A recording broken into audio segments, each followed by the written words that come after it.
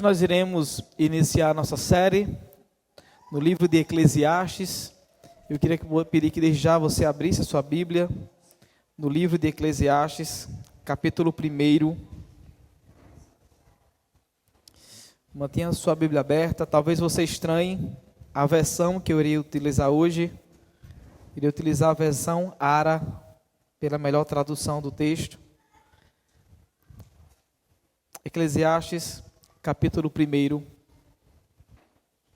Todos acharam? Amém. Nós vivemos em um mundo que gira depressa.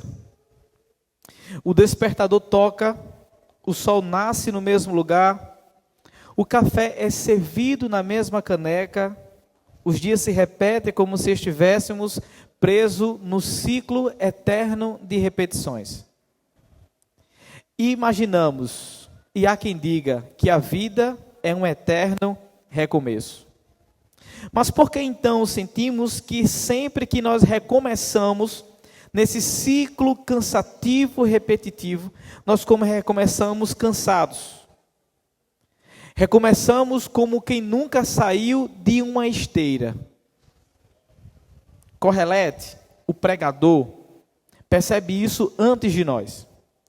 Ele diz: o sol volta e corre, o vento sopra e retorna, os rios fluem e o mar nunca se enche. Na perspectiva dele, ele está dizendo: tudo parece estar se movendo, mas tudo está no mesmo lugar. Como hamster em sua volta, em sua roda, ou como coelho correndo atrás de uma cenoura pendurada à sua frente. A vida debaixo do sol parece girar sobre o próprio vazio. E como disse C.S. Lewis, se há em nós um desejo que nada nesse mundo pode satisfazer, talvez não tenhamos sido feitos apenas para este mundo. Blaise Pascal falou sobre um vazio do tamanho de Deus no coração humano. Correlete fala sobre uma existência que cansa os olhos e que esgota os nossos ouvidos. A pergunta que nós podemos fazer é: o que fazer quando até o nascer do sol, tão belo, já não nos emociona mais? Quando o que era novo, já parece ser velho antes do fim do dia. Jesus respondeu a isso quando disse: eis que faço nova todas as coisas, em Apocalipse 21:5. E é por isso, em meio à repetição dos nossos dias, e ao desgaste de toda a nossa alma, que a mensagem de Eclesiastes nos convida a olhar para o alto. Porque enquanto estivermos aqui, viveremos nesse ciclo repetitivo, e ele será cansativo e frustrante. Veja comigo o que é que diz o texto. Eclesiastes capítulo 1, do verso 1 até o verso de número 3, para a gente começar. Mantenha a sua Bíblia aberta. Palavra do pregador, filho de Davi, rei de Jerusalém. Vaidade de vaidades, diz o pregador, vaidade de vaidade, tudo é vaidade. Que proveito tem um homem de todo o seu trabalho, com que se fadiga debaixo do sol? Feche seus olhos, vamos orar mais uma vez ao nosso Deus, pedindo o seu auxílio. Pai bendito, nós queremos pedir ao Senhor que nos ajude na compreensão do texto sagrado, e queremos pedir que o Senhor redirecione nossos corações ao lugar certo, realinhando as nossas motivações e colocando a nossa mente e nosso coração cativo à Tua palavra. Nos auxilia nessa noite, nós precisamos do Senhor. É assim que te oramos, em nome de Cristo Jesus. Amém. A mensagem de vaidade e repetição, ela ganha sentido pleno quando se entende que a observação sobre vaidade vem justamente desse pregador. Entender a ideia de vaidade e essa repetição, vaidade, vaidade, tudo é vaidade, traz para a gente uma grande importância quando leva-se em conta quem está afirmando isso. As observações que nós temos desse texto parte de um homem saturado das possibilidades terrenas. e alguém que está em busca daquilo que é transcendente, daquilo que não se pode ver.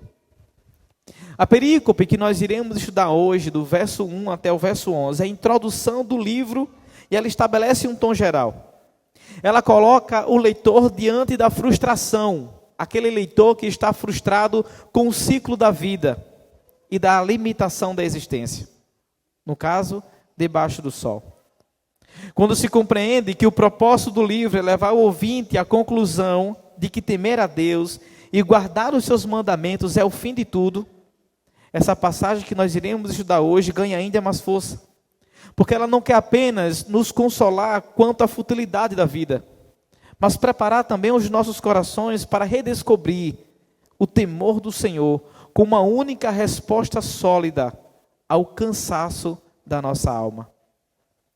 A estrutura do livro indica que o autor está conduzindo o leitor do ceticismo à confiança, da sua frustração nesse mundo à sabedoria de Deus. Dentro dessa perspectiva, o pregador nos mostrará que a vida é breve e repetitiva, mas em Deus há novidade e eternidade. A vida é breve e repetitiva, mas em Deus há novidade e eternidade. Se a vida é tão breve e repetitiva como Eclesiastes está nos afirmando, como então nós devemos encará-la à luz de Deus e de sua eternidade? Nós veremos em primeiro lugar que nós devemos encará-la, a vida, reconhecendo a futilidade de uma existência vivida sem Deus. Esse primeiro ponto é grande, então eu vou repetir. Nós iremos encará-la reconhecendo a futilidade de uma existência vivida sem Deus. Os versículos 1 e 2 iniciam justamente com a autoria do livro e com um tom reflexivo marcando a sua tese: tudo é vaidade. O texto começa no seu versículo 1 dizendo o seguinte: palavra do pregador, filho de Davi, rei de Jerusalém. Correlete, grave essa palavra, eu vou estar usando ela várias vezes no nosso sermão e durante a nossa série. Correlete, como é chamado no original, é um mestre que ensina a congregação. Correlete, como é chamado no seu original, na palavra hebraica, o seu original, é chamado de o mestre que ensina a congregação.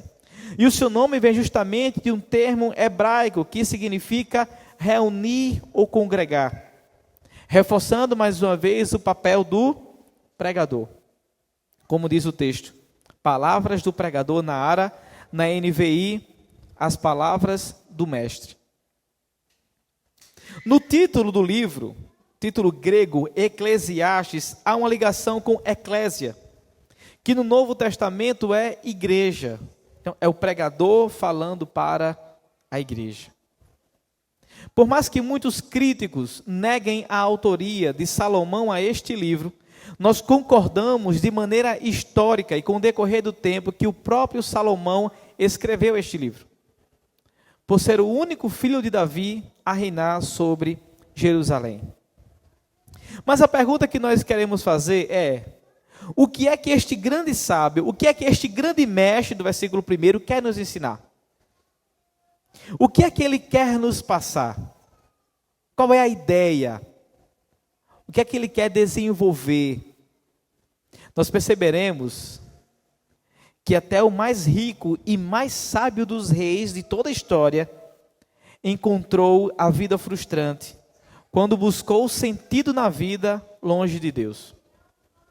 O homem mais rico e mais sábio da história encontrou a frustração quando buscou sentido na vida longe de Deus. Vejamos então qual é o tema da sua tese. O que ele desenvolverá no miolo, o livro todo, do capítulo 1 ainda, a parte B, até o capítulo 12. O que ele desenvolverá no miolo da sua tese? Verso 2, leia comigo novamente. Vaidade de vaidades, diz o pregador, vaidade de vaidades, tudo é vaidade. E aqui nós vamos para mais um termo hebraico. Vocês sabem que eu nunca fico utilizando o termo de hebraico e de grego. É papel do pregador estudar isso e trazer mastigado. Mas para Eclesiastes e para esse livro em específico, nós vamos ter que lidar com essas duas palavras a série toda. Então a primeira é Correlete e a segunda nós vamos chamar de Revel. Revel. Então revel no texto significa literalmente vapor, ou literalmente sopro. A ideia clara para a gente de revel é aquele sopro das pessoas que estão no Sudeste, ou das pessoas que estão aqui em Solânia e em Bananeiras. Aquele sopro que aparece e de repente vai embora. Essa é a ideia do original.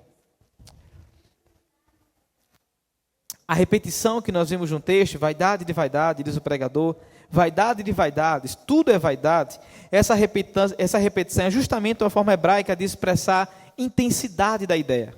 Michael Herto comenta que a expressão não é nihilista, mas realista.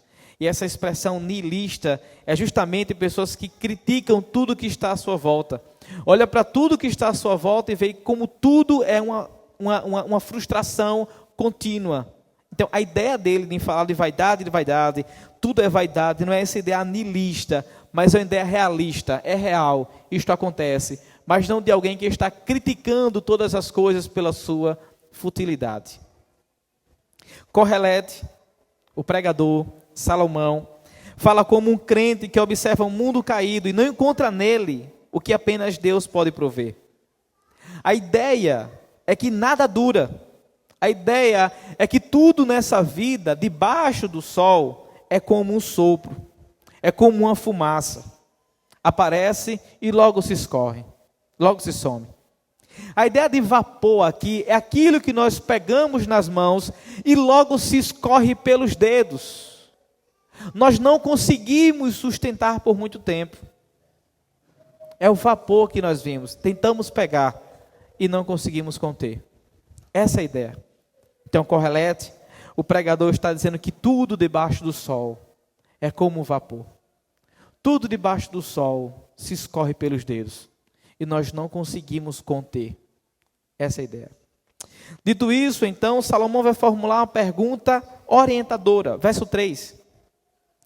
Que proveito tem um homem de todo o seu trabalho, com que se fadiga debaixo do sol? Se tudo é vapor, se tudo se escorre pelas mãos, se em nada temos o domínio de sustentar para sempre, a pergunta dele é interessante. Que proveito tem um homem em todo o seu trabalho, com que se fadiga debaixo do sol? A palavra proveito carrega justamente a ideia de lucro final. Que lucro final tem um homem com todo o seu trabalho? Se tudo é vapor debaixo do sol, se tudo é futilidade, inutilidade, se tudo se escapa pelas mãos, que proveito tem um homem com todo o seu trabalho? O autor está perguntando o seguinte: no final das contas, o que é que você ganha debaixo do sol com tudo que você trabalha? Essa é uma pergunta que apenas encontra resposta quando se considera o que está acima do sol. Sem Deus, mesmo o trabalho é um círculo vicioso. É uma vida de esforço sem eternidade. É uma experiência de futilidade. Essa é a ideia. É revel, é vapor, se escapa. Experiência da futilidade. E a pergunta que marca o texto todo é justamente essa: que proveito tem o homem? Que proveito tem um homem com todo o seu esforço? Que proveito tem um homem com todo o seu desgaste quanto ao trabalho? O título da pesquisa de Salomão ou de Correlete é: debaixo do sol, tudo é vaidade. Debaixo do sol, tudo é vaidade. Tudo se escorre pelos dedos, tudo some de vista de maneira muito rápida e nada o homem pode ter proveito eterno. Esse texto, irmãos, nos confronta diretamente, e confronta diretamente uma das maiores mentiras modernas. Qual? A de que nós podemos encontrar sentido pleno em nossas conquistas, no trabalho ou no prazer. Enquanto o mundo moderno está pregando isso para o coração de todo mundo, de que nós podemos encontrar sentido, e há sentido em gastar a vida nisso tudo, nas conquistas, no prazer e no nosso trabalho, Correleto está dizendo justamente o contrário. Eclesiastes 1, verso 3, como nós acabamos de ler, desarma nosso orgulho, dizendo para todos nós: que proveito tem um homem no seu trabalho? Não tem sentido. Em outras palavras, você está investindo sua vida em algo que no final não entrega tudo aquilo que lhe promete. Salomão é exemplo primário aqui. Mesmo tendo tido riqueza, sabedoria, projetos, mulheres e poder, concluiu que tudo era vaidade. Todos nós estamos dentro do laboratório da vida de Salomão, em que cada capítulo, cada perícope, ele está fazendo experimentos do que vale a pena debaixo do sol. E por mais rico que seja, mais poderoso que seja, e tudo aquilo que o possuiu, ele chega a uma conclusão e defende uma tese: debaixo do sol é tudo vaidade. Debaixo do sol é tudo vapor. O filho pródigo, em Lucas 15, também buscou o sentido em uma vida afastada do pai. Mas o que ele encontrou? Apenas miséria. Porque no final das contas, o homem quer ser autônomo. O homem quer ser senhor da sua própria história. Mas o desejo de ser senhor da sua própria história, o desejo de ser autônomo, o leva à frustração e o leva também ao desespero. Tudo isso, irmãos, está apontando para um caminho. Nós precisamos de um Redentor que dê novo significado ao viver. Todo esse vício, toda essa canseira com o trabalho, toda essa canseira em buscar sentido debaixo do sol, está nos apontando um caminho. Nós precisamos de um Redentor que dê sentido à vida debaixo do sol. Porque nada daquilo que buscamos sentido faz sentido. Escorre pelas mãos. É como o vapor. Conquistamos e rapidamente desaparece. Não temos controle. Mas o mundo está gritando para nós: trabalhe duro e você será feliz. Realize seus sonhos. Conquiste. Estude nas madrugadas para isso. Trabalhe dobrado para ter aquilo que você deixará para seus filhos. O mundo está gritando o tempo todo que nós precisamos deixar uma herança para os filhos. Precisamos colocá-lo na cara do gol. E para isso nós temos que labutar enquanto estamos aqui. O texto diz: você pode trabalhar a vida inteira e ainda assim não ter proveito algum. Porque a vida não tem sentido apenas nisso. A pergunta então que nós fazemos diante do texto é: vale a pena se entregar tanto ao trabalho como você tem feito? Vale a pena achar sentido no trabalho em prol de ter apenas a sua conta cheia? A pergunta que nós poderemos fazer é: o que é que nós estamos deixando de lado em prol do trabalho? Quais coisas eu tenho perdido e elas têm se escorrido pelas minhas mãos por conta do meu trabalho? Quais coisas eu tenho deixado de viver por conta do meu trabalho? Quais momentos eu tenho deixado de desfrutar por conta do meu trabalho? Mais uma vez, o problema aqui não é o trabalho. Nós precisamos trabalhar. O problema é achar sentido da vida no trabalho e fazer dele um fim em si mesmo. A vaidade do texto, a vaidade que Salomão está dizendo para a gente aqui, como diz Emílio Garófalo, não é de alguém que chegou no espelho, se produziu e se achou vaidosa. Não é nesse sentido. Não é essa pessoa. Mas algo que vivemos para ter, e tendo, escorre pelos dedos, sem que possamos fazer nada para sustentar. Ligeiramente some como vapor. O Evangelho mostra que a realização não está em fazer algo grande para si mesmo, mas em fazer algo grande para a glória de Deus. Nós confrontamos o anseio que nós temos de encontrar sentido no trabalho, fazendo coisas grandes para a glória de Deus, não para a nossa glória, não para achar sentido da vida aqui. O que você tem buscado como fonte de sentido? E aí que está a questão. Aí que está a questão. Porque é nisso que você se mostra mais cansado. É nisso que você se mostra mais esgotado. E no final você percebe que nada do que tem feito tem sido suficiente.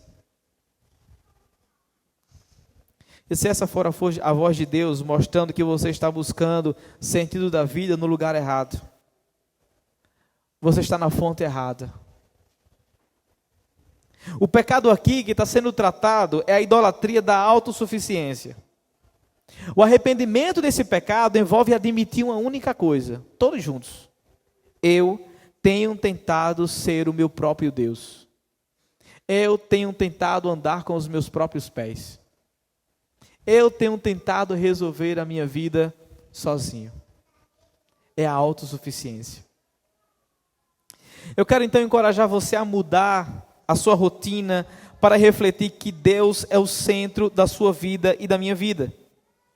Por isso, antes de começar o nosso trabalho, planeje pensando em servi-lo e repouse, confiando no Deus que provê. Desfrute do ordinário da vida, sabendo que é Deus quem cuida de nós. Tire tempo para os seus filhos, saia com sua esposa, saia com o seu esposo, ouçam juntos boas músicas, assistam bons filmes, comemorem com seus amigos, se envolvam na missão do reino de Deus, olhe para a criação e veja o Criador.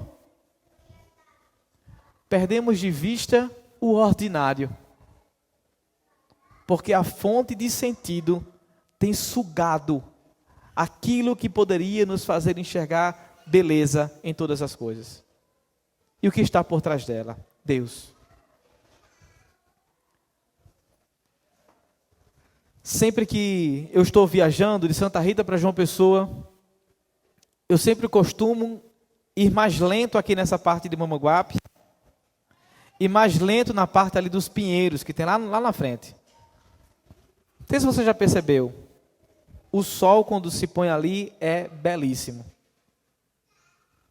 É belíssimo. Isso não aponta para a beleza do sol em si. Isso aponta para a beleza do Criador por trás disso tudo. Perdemos de vista o ordinário. Perdemos de vista o encanto com as rosas. Perdemos de vista os desenhos das nuvens. Perdemos de vista os raios de sol na janela pela manhã. Porque estamos frenéticos para trabalhar. E perdendo de vista, nos perdemos. Para repetir o que C.S. Lewis diz, se tenho dentro de mim um desejo que nenhuma experiência desse mundo pode satisfazer, a explicação mais provável é: eu devo ter sido feito para outro mundo. Nós fomos feitos para outro mundo e não para esse. Nem Salomão, nem C.S. Lewis está dizendo que tudo no mundo não presta. A verdade aqui é que nada é duradouro. E por isso não devemos viver a vida para nos satisfazer por meio delas. O que precisamos saber? Que Deus é a única fonte de significado para mim e para você. Deus é a única fonte de significado para mim e para você. Não as coisas criadas. Não o que Ele nos deu, mas o próprio Deus é a fonte de significado. Nós estamos encontrando respostas para compreender como encaramos a vida, que é breve e repetitiva, à luz de Deus e de sua eternidade. E vimos em primeiro lugar que nós devemos encará-la reconhecendo a futilidade de uma existência vivida sem Deus. Nós veremos agora em segundo lugar que nós devemos encarar a vida compreendendo que a criação está presa à repetição e ao desgaste. Devemos encarar a vida compreendendo que a criação está presa à repetição e ao desgaste. Agora Koheleth vai ilustrar o argumento que debaixo do sol tudo é vaidade, trazendo agora como observação aspectos da natureza. E ele começa trazendo para a gente aqui agora um contraste chocante para todos nós. Veja que diz o que diz o verso de número 4, por favor.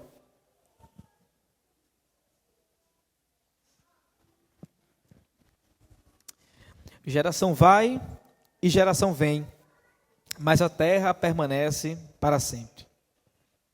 A ideia mais clara, que já está muito claro o texto, é as pessoas passam, mas a terra permanece. E o que é que ele quer dizer com o óbvio? O que é que ele quer dizer com o óbvio? Um comentarista observa que o pregador quer enfatizar a instabilidade da vida humana em comparação com a constância da criação.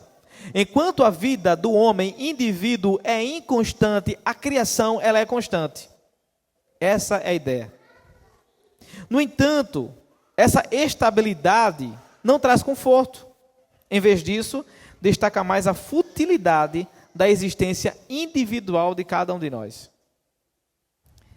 Koheleth está usando a criação como ilustração para falar da mesmice da vida debaixo do sol.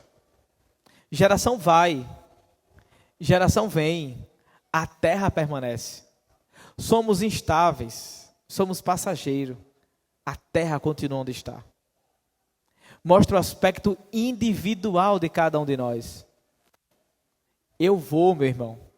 Vocês também vão passar. Nossos filhos vão vir. A terra permanece. Então ele continua. Verso 5. Ainda trazendo aspectos da natureza para mostrar isso. Levanta-se o sol e põe-se o sol e volta ao seu lugar, onde nasce de novo.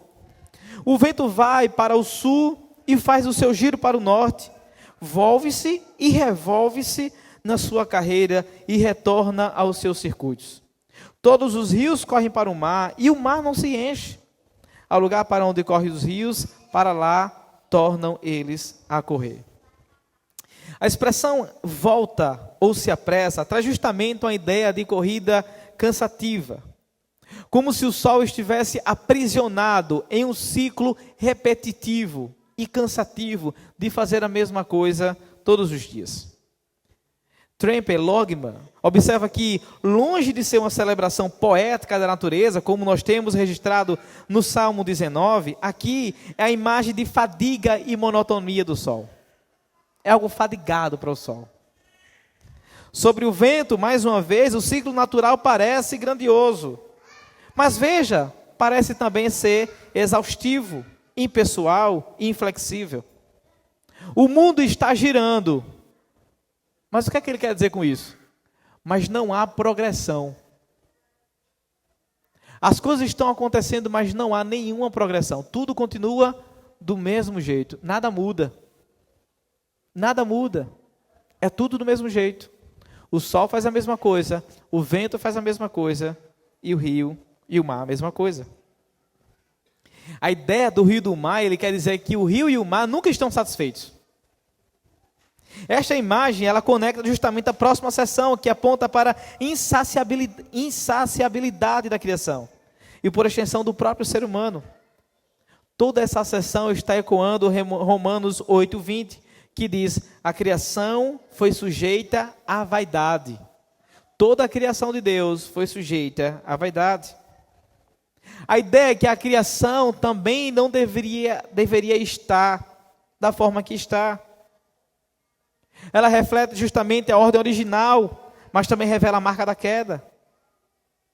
Ela gasta energia o tempo todo, mas também sem descansar. Koheleth está usando a criação como ilustração para falar da mesmice da vida debaixo do sol. Ele está dizendo que o sol faz a mesma coisa todos os dias. O vento faz a mesma coisa todos os dias. Os rios fazem a mesma coisa todos os dias, contudo, nada muda de verdade, é tudo do mesmo jeito debaixo do sol. Não há novidade. A ideia aqui é, não há novidade, nada nos surpreende, não há nada novo. É tudo o mesmo ciclo. E a criação também está cansada e fadigada das mesmas coisas, porque foi afetada pela queda. Esse é o ponto. E por isso Salomão chega à sua conclusão no verso 8. Acompanhe comigo o que é que ele diz. Todas as coisas trazem canseira. O homem não é capaz de descrevê-la. Os olhos nunca se saciam de ver, nem os ouvidos de ouvir. Você percebe a essência da mensagem? Homem, sol, vento e água estão em constante movimento. Contudo, nada se transforma na terra. Analisar todas essas coisas é proveitoso, mas é exaustivo. Contemplá-los é sublime, ainda assim não satisfaz. Escutá-los é encantador, mas jamais nos preenche por completo. Todas essas coisas são belas, mas também cansa, porque é a mesma coisa todos os dias. Nada disso nos preenche, porque não há nada de novo debaixo do sol. Nada disso nos deixa completo. Por mais que queiramos, por mais que tentemos, nada disso nos preenche. Por mais bela e ordenada que seja a criação, ela também nos revela uma monotonia que pode parecer frustrante. O texto então escancara a verdade de que há movimento no mundo, mas não há progresso eterno sem Deus. Os ciclos naturais nos fazem perceber que o tempo passa, mas o coração humano continua vazio. E esse coração humano continua vazio se não for preenchido com aquilo que é eterno. Nós precisamos então encarar a realidade de que a criação é bela, mas a criação é limitada. Ela não oferece sentido final. Que os ciclos da natureza testemunham uma ordem que, embora estável, está marcada também pela queda e também está sujeita à frustração. E que tudo que não é eterno se repete até esvaziar. Assim como nós, tudo que não é eterno se repete até se esvaziar. A verdade então que salta para a gente é: o homem e a natureza vivem em um ciclo repetitivo, e ambos estão fadados ao cansaço, porque todos foram afetados pela queda. Todos nós temos exemplos vívidos disso. O povo de Israel no deserto estava caminhando em ciclos, Números do 14 ao 20. E isso é justamente um retrato da vida que gira sem avançar por causa da incredulidade. Noé viu todas essas coisas, Noé viu a água subir, viu descer, os ciclos recomeçaram, e ainda assim Noé foi convidado a confiar em Deus. Ele viu, ele participou do ciclo repetitivo de todas as coisas. Deixe-me explicar então melhor o porquê que você tem tudo e ainda assim sente-se frustrado, cansado e fadigado. A verdade de que o ser humano anseia por novidade, mas vive frustrado na repetição, revela justamente a ansiedade de algo, a ansiedade de alguém que transcende aquilo que nós conseguimos enxergar. Transcende o ciclo repetitivo da vida. A nossa alma quer algo que seja novo, perfeito, e que não traga desgaste com o decorrer do tempo.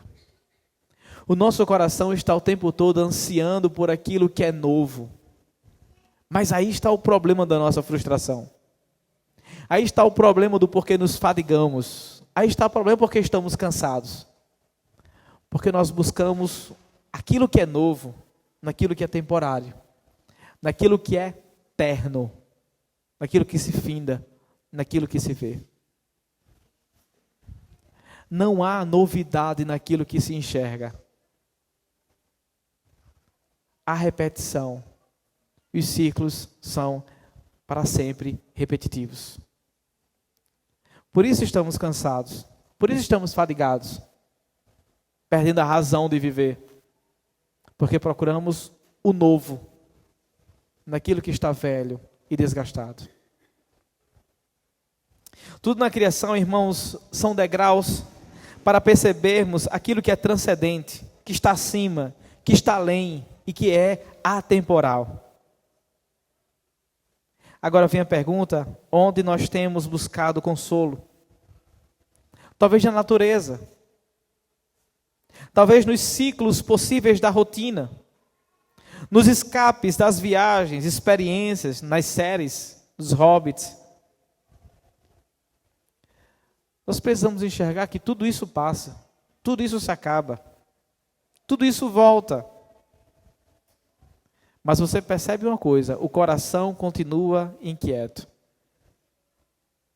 Tenta encontrar a felicidade, tenta saciar o seu coração maratonando uma série. Terminando, você perceberá que estará cansado, fadigado e o coração ainda assim inquieto.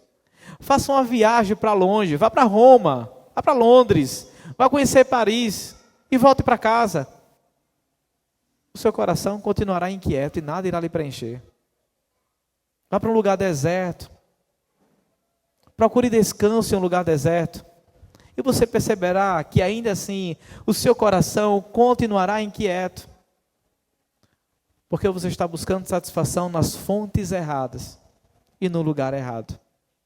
Não há problema na viagem, não há problema no descanso, não há problema no retiro. O problema é procurar a vida e o sentido da vida, o novo, nestas coisas. Aí estaremos sempre fadados ao fracasso e ao cansaço. Se você tem se encaixado nessas realidades, há esperança para mim e para você nesta noite. Quando tudo parecer ser repetitivo, lembre-se que Deus está trabalhando nos bastidores. A fidelidade do nosso Deus é constante, mesmo quando a vida está parecendo aos nossos olhos monótona. Lembre-se que o vento sopra e volta. Os rios que fluem para o mar, tudo cumpre propósito determinado pelo Criador. E o nosso Deus está no controle do que aos nossos olhos é repetitivo e sem sentido, para trazer sentido no grande quadro que Ele está pintando de nossas vidas. Do que nós precisamos? Aprender a ver a beleza na fidelidade e não apenas na novidade. Aprender a ver beleza na fidelidade do Deus que tem nos dado novidade de vida em Cristo todos os dias. E não apenas na novidade. Do que precisamos? Cultivar a gratidão a Deus na rotina, sabendo que cada dia comum é sustentado pelo Eterno. Do que precisamos? Mostrar ao mundo que há sentido mesmo na repetição. Que o ordinário vivido com fé aponta para o extraordinário que há de vir. Estamos encontrando respostas para compreender como encaramos a vida que é breve e repetitiva, à luz de Deus e de sua eternidade. E nós vimos em primeiro lugar que devemos encará-la reconhecendo a futilidade de uma existência vivida sem Deus. Em segundo lugar, nós vimos que nós devemos encará-la compreendendo que a criação está presa à repetição e ao desgaste. E nós veremos agora em terceiro e último lugar que nós devemos encará-la aceitando a limitação da memória humana e a necessidade de eternidade. Eu vou repetir. Terceiro ponto, nós devemos encará-la aceitando a limitação da memória humana e a necessidade de eternidade. Agora Salomão vai concluir o seu pensamento, a introdução do livro, para vocês entenderem. Nós estamos agora na introdução do livro. E todos os demais capítulos serão o desenvolvimento do que ele falou agora do verso 1 até o verso 11. E a sua conclusão vai estar no último capítulo. Então, estejam comigo aqui. Ele introduz o livro, do verso 1 ao verso 11. E essa tese aqui vai ser desenvolvida. Todo o miolo, todo o desenvolvimento do livro, tá? No último capítulo, ele vai trazer então a conclusão daquilo que ele está defendendo e do seu pensamento, desse laboratório, daquilo que ele está testando, provando e vendo o sentido nas coisas. Mas agora ele vai concluir essa sua introdução com a frustração dos sentidos humanos e a negação de que debaixo do sol há novidade ou permanência. Veja comigo o que diz o verso 9, por favor. O que foi dito é o que há de ser, e o que se fez, isso se tornará a fazer. Nada há, pois, novo debaixo do sol. Kohelet está denunciando a ilusão da novidade. É a ideia, se você acha que vai acontecer alguma coisa nova, extraordinária, que vai trazer paz ao seu coração, aqui, eu quero frustrar você. Eu quero desencorajar você, dizendo que não haverá essa novidade aqui. Essa é a perspectiva dele. A ideia dele é que a tecnologia, os impérios, os discursos, tudo se repete sob novos personagens. Essa é a ideia. A tecnologia avança, os impérios crescem, e os discursos se expandem, mas tudo se repete em outras roupagens, de outras maneiras. O que foi é o que há de ser. O que aconteceu lá no passado vai acontecer novamente. É o que há de ser. E o que se fez se tornará a fazer. Não há nada de novo debaixo do sol. Vai acontecer a mesma coisa que aconteceu há trilhões de anos atrás, agora com novos personagens, com uma nova roupagem. É a mesma coisa. Não há nada de novo. Daniel Ark observa que isso refuta o mito do progresso. Avançamos tecnologicamente, mas espiritualmente é a ideia de que nós continuamos perdidos. E antes que alguém questione Salomão ou faça uma pergunta a Salomão diante do seu discurso, ele antecipa com a suposta pergunta no verso 10, dizendo o seguinte: há alguma coisa que se possa dizer? Vê, isto é novo? Não. Já foi nos séculos que foram antes de nós. Antes que alguém chegue para Salomão e tente com a sua limitada sabedoria apresentar, veja, isso é novo, Salomão. Ele está dizendo não, já foi nos séculos que foram antes de nós. Sob o sol, nada é verdadeiramente novo. Você concorda com Kohelet? Você concorda com Salomão? Sob o sol, nada é verdadeiramente novo. Antes de responder, compreenda a essência do que ele está transmitindo. Salomão não está aqui rejeitando a possibilidade da inovação. O que ele está defendendo aqui na ideia do texto é que nenhuma delas pode sanar os dilemas da humanidade. Como o comentarista coloca, ele diz: mesmo que aceitemos que há novas descobertas, devemos também aceitar que o homem permanece inalterado. Nada mudou. Não há nada novo. Então, no sentido de algo que resolva, que complete, que transforme a realidade por completo, não há nada de novo. Ele fala assim: nós inventamos, nós descobrimos, mas não corrigimos o que está quebrado no mundo. Não há nada de novo para resolver o problema do mal. Sua introdução, então, não poderia terminar diferente, a não ser com um lamento. Verso 11. Já não há lembranças das coisas que precederam, e das coisas posteriores também não haverá memória entre os que hão de vir depois delas. O que Salomão está querendo dizer é que a vaidade atinge até a memória. Não há nada de novo, este mundo está desgastado e a vaidade atinge até a memória. A ideia aqui é que o esquecimento é o destino de tudo que é apenas humano. O comentarista diz que aqui está a mais profunda dor de todo esse texto. Essa dor prepara o caminho para o anseio pela redenção. Tudo se desgasta, tudo é repetitivo, não há nada de novo. Qual a solução? É a dor da vida, é a dor dos homens. Isso aponta para o Redentor. Isso aponta para a necessidade de esperança. Isso aponta para algo que é novo, mas que transcende a nossa realidade. Aponta para algo que é transcendente.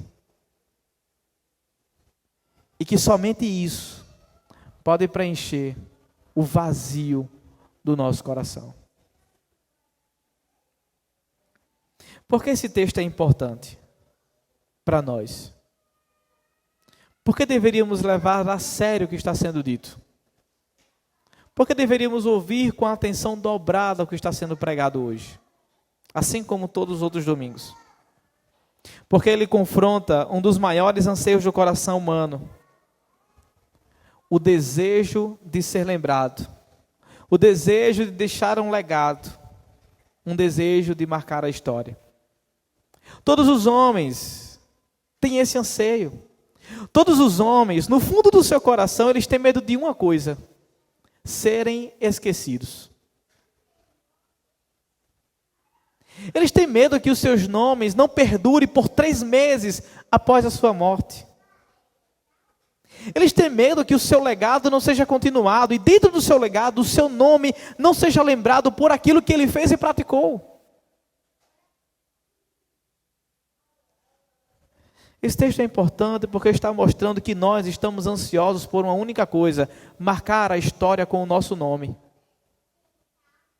Marcar a história com aquilo que fizemos enquanto passamos por aqui. Marcar a história com o nosso legado. E fazer com que o nosso nome esteja nos livros de história. É por isso que esse texto é importante. Mas Correleto está dizendo uma coisa para nós hoje, que é desconcertante, que traz desconforto.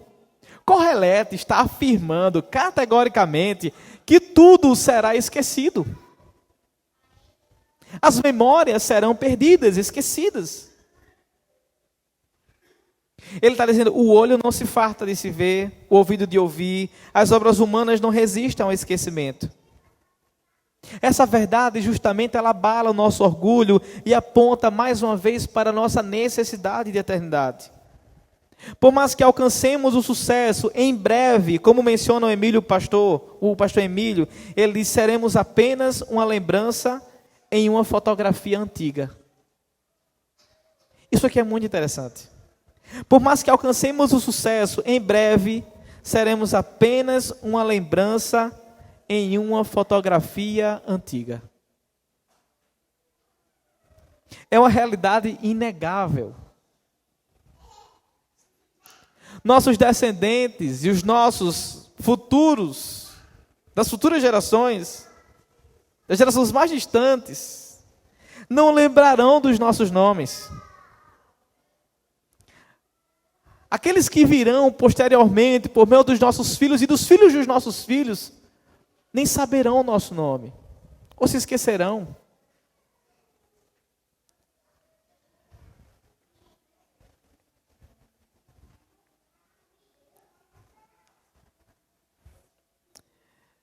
Essa ideia, irmãos, traz para a gente justamente essa perspectiva de que nós queremos que o nosso nome seja lembrado. Mas traz esse desconforto, que não será. Seremos esquecidos. Esse sou eu, esse é você. Muito em breve as pessoas não se lembrarão de nós. E na história elas não deixarão de sorrir porque morremos. Não pararão a vida, mas seguirão adiante. E ao decorrer do tempo, nós seremos apenas uma fotografia antiga, com uma história a ser contada. Nós temos exemplos bíblicos na história que comprovam isso. O construtor da Torre de Babel queria fazer um nome para si, mas Deus frustrou os seus planos em Gênesis 11. Absalão ergueu um monumento para si porque não tinha filhos que o lembrassem, em 2 Samuel 18:18. E mesmo assim caiu também no esquecimento. Mas por que a mulher que ungiu Jesus com perfume foi lembrada até hoje? Porque o seu nome é lembrado até hoje na história. Porque o seu ato foi feito para o Senhor. Para que o nome do Senhor fosse glorificado. Por que lembramos de grandes nomes da história, da teologia? Porque viveram a vida para o Senhor. E não para a construção do seu próprio nome. A cultura moderna, irmãos, idolatra o conceito de deixar um legado. Mas Correleto diz: até os maiores feitos serão esquecidos. E o Evangelho afirma para todos nós: não importa se os homens lembram de você, O que importa é se o seu nome está no céu. Isso é o que importa pelo Evangelho. Somos vaidosos, desejamos ser reconhecidos e imortalizados, mas esquecemos que somente Deus é digno de toda a glória e do seu nome ser reconhecido pelos séculos dos séculos. Precisamos então de redenção para abandonar a nossa autoexaltação e nos alegrarmos por sermos lembrados pelo nosso Deus. Do que é que nós precisamos? Avaliar o nosso coração nessa noite e perguntar: tudo o que eu faço é para ser lembrado ou basta eu ser reconhecido por Deus? Tudo o que eu faço nessa vida é para ser lembrado ou basta eu ser reconhecido por Deus? E uma outra pergunta que pode confrontar o nosso coração é: eu temo ser esquecido? Essas perguntas, elas precisam ser respondidas com honestidade em nossos corações. Enquanto estava preparando esse sermão, eu me avaliei. Eu passei pelo raio-x e percebi que sim. Percebi que eu me preocupava se depois da minha morte o meu nome seria lembrado em algum momento da história. Se o que eu faço seria dito para as pessoas que viriam depois. Essa resposta, ela precisa ser respondida de maneira consciente e sincera, para que haja uma avaliação, uma reflexão e uma mudança de comportamento. Porque se é assim que pensamos, ligeiramente, em algum sentido, ou em algum momento da história, nós estamos pensando em fazer as coisas em prol do nosso nome, e não do nome de Deus.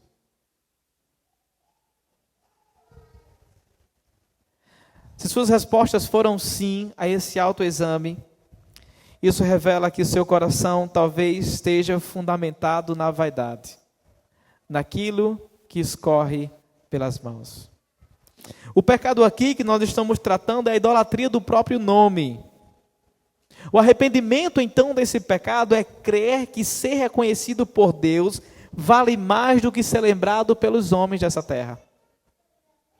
Essa é a substituição.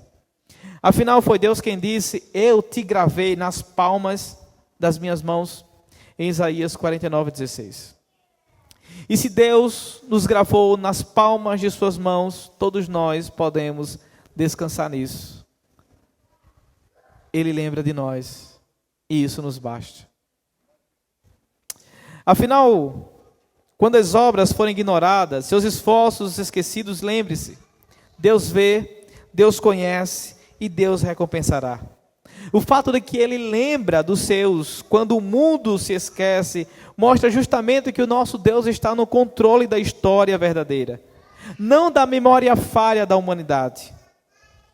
Um dia todos nós seremos chamados pelo nome diante do nosso Pai que está nos céus. O esquecimento terreno, então, será substituído pela lembrança eterna diante dele, e isso nos basta. Como igreja, nós lembramos uns aos outros que somos peregrinos. Nossos nomes não precisam estar nas placas da história, mas está escrito no livro da vida. Isso nos basta. Para concluir, você já teve a sensação de estar correndo sem sair do lugar? Já percebeu como as coisas se repetem? Como as semanas voltam aos mesmos padrões? Como o tempo passa e ainda assim o seu coração continua inquieto? É como se vivêssemos presos no ciclo silencioso, onde o céu nasce e se põe, os rios correm e o mar nunca se enche, e tudo que fazemos escorre pelos dedos como areia no vento. Correleto então nos ajuda a dar nome a esse vazio. Ele nos ensina que a vida debaixo do sol, isto é, apartada de Deus, a vida distante de Deus é vaidade, é vapor, é desgaste e só traz fadiga. Mas ele não nos deixa sem resposta. A angústia que ele descreve é o convite divino, a esperança que vem acima do sol. Pois houve um dia em que o sol da justiça se levantou sobre a terra. Cristo Jesus entrou no nosso ciclo da frustração e da morte e se fez carne.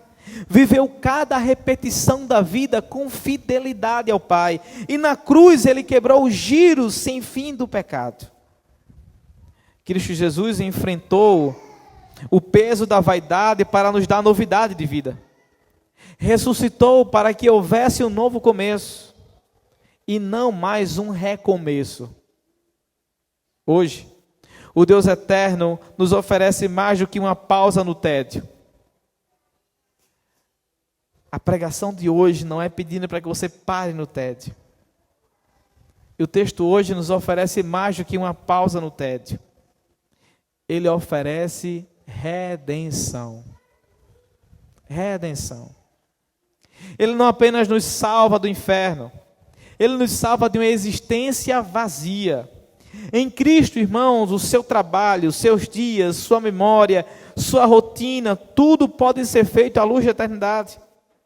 Em Cristo, até o ordinário da vida torna-se sagrado. E deve ser. Em Cristo, os dias que se repetem se transformam em sementes para a glória eterna. Por isso, não desista. Não se conforme com o vazio. Corra para Cristo. A verdadeira novidade que não envelhece.